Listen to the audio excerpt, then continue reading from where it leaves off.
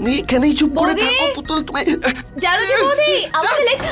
তুই বুঝতে পারছিস না আমি তোকে কি বলছি? তুই যা না এখান থেকে, আমি আসবো তো। আচ্ছা ওকে ওকে, আমি নিচে যাচ্ছি, তোমরা চলে এসো।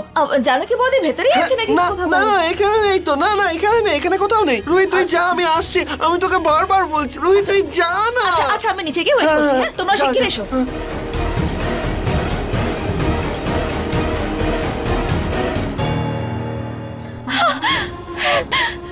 পুতুল প্লিজ তুমি এভাবে এভাবে বলো না। ওরা শুনতে পেলে তোমাকে বের করে মারবে।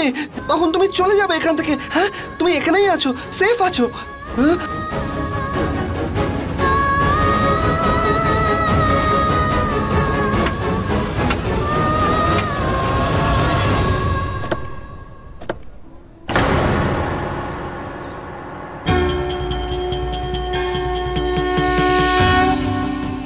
হ্যাঁ, দেখে নেওয়ার ব্যবস্থা করে দাও।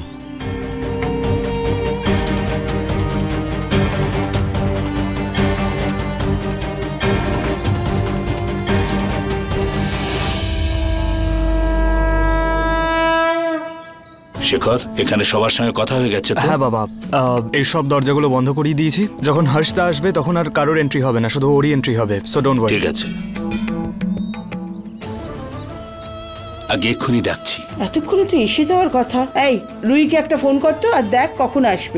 আমি এক্ষুনি ফোন করছি। এতক্ষণে তো জানকী বৌদি মা ঠাম্মির সাথে মন্দিরে পৌঁছেও গেছে। হ্যাঁ হ্যাঁ শেখর বল। আরে তোরা আছিসটা কোথায়? আমরা জাস্ট 5 মিনিটে পৌঁছচ্ছি। আচ্ছা চল ঠিক আছে। আচ্ছা একটা কথা বল, তোর সঙ্গে হর্ষদা জানা। আমাকে দে ফোনটা। হ্যাঁ, এই মেয়েটা সব কিছুতে দেরি করে। দে আমাকে ফোনটা দে। মা ডোন্ট ওয়ারি, এত রাগ করো না। করছি এক্ষুনি। দাদা, মা কিন্তু প্রচন্ড রাগ করছে। আচ্ছা রুহি, হর্ষদা আর জানকী বৌদি ঠিক আছে তো? কোনো রকম গন্ডগোল হয়নি তো? কি হয়েছে? কি হয়েছে? না না, ওরা আসছে এক্ষুনি। ফোন কাটলে কেন? তোকে মার রাগের হাত থেকে বাঁচাতে হবে না। আর আর তুই কোনো টেনশন করিস না, ও ঠিক আছে, ভালো আছে। ইউ আর সো সুইট দাদা। Thank you. কিন্তু আমার পুতুল এইভাবে আমাকে কেন বলে না যে আমি কত ভালো? না দাদা, তোমার ওই মেয়েটাও বলে। ও আমাকে বলেছিল ওর তোমাকে খুব কিউট লাগে। বলেছিল? কবে বলেছিল?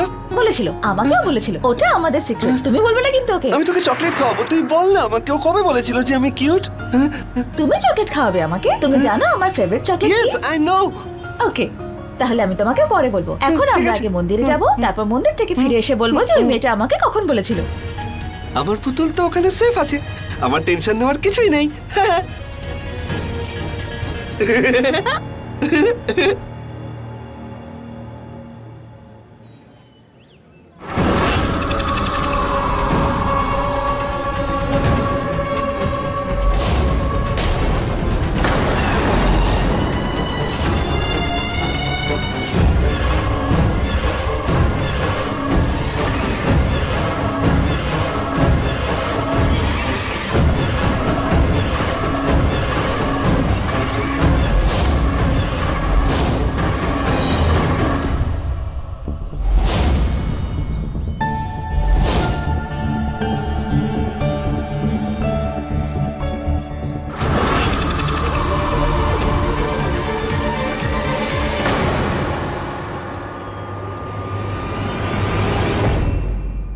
থ্যাংক ইউ সামলানোর জন্য। সামলাতে তো আমি আপনাকে অনেকদিন ধরেই চেয়েছিলাম। আপনার শরীর কেমন আছে? জানতে পারলাম যে আপনার হার্ট অ্যাটাক হয়েছে, তাই ভাবলাম যে একবার গিয়ে আপনার সাথে দেখা করে আসি। কোনো প্রয়োজন হলে অবশ্যই আমাকে বলবেন। জানকীর সাথে 5 বছরের পুরনো সম্পর্ক আছে কি না সেটা তুমি সেদিন সবার সামনে নাটক করে ছেড়েছো। আমাকে আর জানকীকে অসম্মান করতে কিচ্ছু বাদ দাওনি। কপাল ভালো রাম শাস্ত্রী বাবু ছিলেন, না হলে এই সম্বন্ধটা হাতছাড়া হতো। তুমি জানকীর ভালোবাসা বুঝতে 5 বছর সময় নিলে, আর আমাদের জামাই 2 সেকেন্ডেই বুঝে গেছে। তোমার পাল্লায় পড়লে জানকীর জীবন পুরো নষ্ট হয়ে যেত। কপাল তো অনেক ভালো, সেদিন তোমার নাটকের জন্য জানকী তোমার হাত থেকে বেঁচেছে। আমরা তোমার কোনো সাহায্য চাই না, সাহায্য করার জন্য জানকী শ্বশুর বাড়ি আছে। আরে ছাড়ো না, কেন কথা বাড়াচ্ছ? কেন বলবো না শুনি? এ যা যা করেছে তার জন্য যত বলবো সেটাও কম। অন্য কেউ হলে ধাক্কা দিয়ে বাইরে বের করে দিত। আমি তো তাও ভালো করে কথা বলছি। যাও।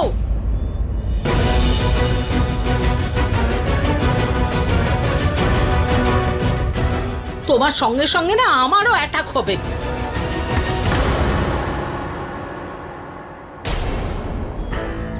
অশোক, তুই বাড়িতে কি করছিলি? আরে ক্ষমা কর ভাই, আমি কিচ্ছু করছিলাম না। অশোক, এমনি বাবা কেমন আছে জিজ্ঞেস করছিলাম। জানতাম না যে এত বড় লোক হয়ে গেছিস তোরা, যে গরিব মানুষের কেমন আছে এটা জিজ্ঞেস করলেও তোদের মান সম্মান চলে যাবে। হ্যাঁ, দিদির আর আমাদের ব্যাপারে যদি এতই চিন্তা থাকতো না, তাহলে সেদিনকে এরকম এসে ঝামেলা করতিস না।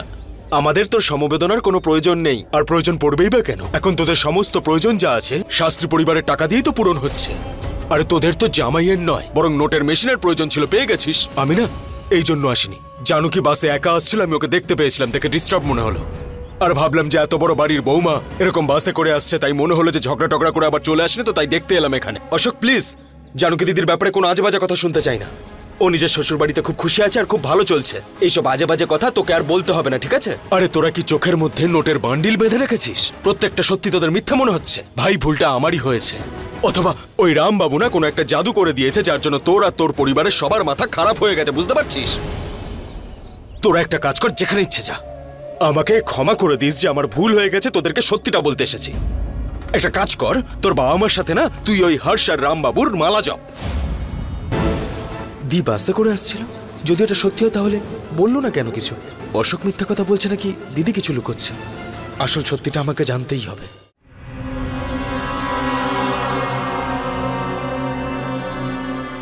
এই জানকী দিদিকে কখনো ফোনে কেন পাই না?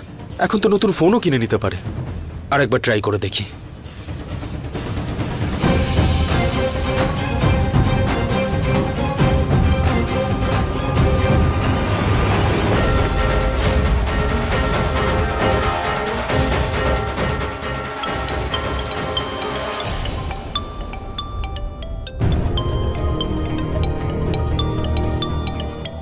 আরে এটা তো জানকী দিদির ফোন। কি জানি কোথায় চলে গেছে, আর ফোনটাও রেখে গেছে। ঠিক আছে, আমি এটা সামলে রেখে দিই, যখন আসবে তখন দিয়ে দেব।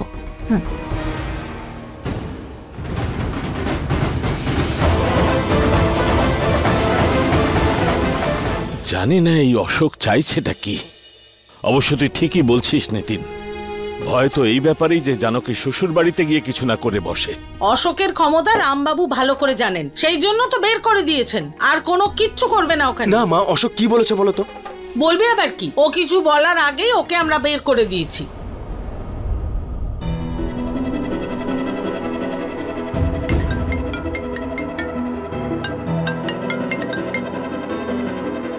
হ্যালো। হ্যাঁ শেখর, আমি নিতিন বলছি। Nitin, WhatsApp bro, tell me. দিকে অনেকবার ফোন করে পেলাম না, তাই ভাবলাম তোকেই ফোন করে নি। যদি দিদি আশেপাশে থাকে তাহলে একবার কথা বলে না। আরে ভাই, অ্যাকচুয়ালি আমরা কুলদেবীর মন্দিরে এসেছি পুজো দেওয়ার জন্য। আসলে রুহির সঙ্গে আসছে জানকী বৌদি আর হর্ষদা, ওরা এলেই কথা বলাচ্ছি। ঠিক আছে শেখর, আমি ফোনটা রাখছি এখন, কিন্তু মনে করে কথা বলাস।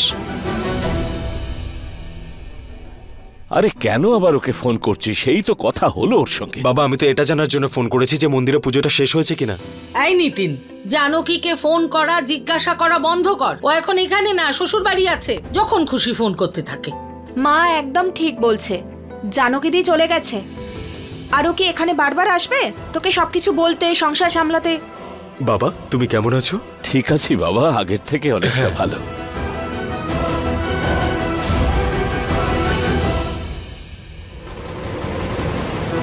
এটা আমাকে জানতেই হবে যে দিদি বাসে করে কেন এলো। যে করেই হোক এটা আমি জিজ্ঞেস করেই ছাড়বো। চলো বাবা, পুজোর জোগাড় দাদা, করে ফেলি। হর্ষদা হ্যাঁ, চলে এসছে। চলো চলো, কারো যেন সন্দেহ না হয়, যাও। কাম কাম।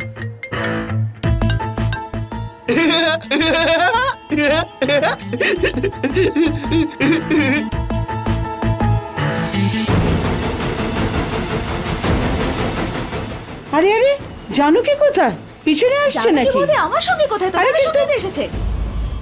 ওরই তো ওনার কথা ছিল। রুহি, এদিকে আয়। জানো কি কোথায়? তোর সঙ্গে তো আসার কথা ছিল। আমায় কখন বললে? আর তোমরা সবাই আমার থেকে কি দেখছো? আমাকে আগে বললে তো আমি নিয়ে আসতাম না, কিন্তু আমায় কেউ কিছু জানায়নি। আমি হর্ষদাকে পেয়েছি আর নিয়ে এসেছি। দেখেছো আমি আমার পুতুলকে কত সেফ জায়গায় লুকিয়েছি, ওকে কেউ খুঁজে পাবে না।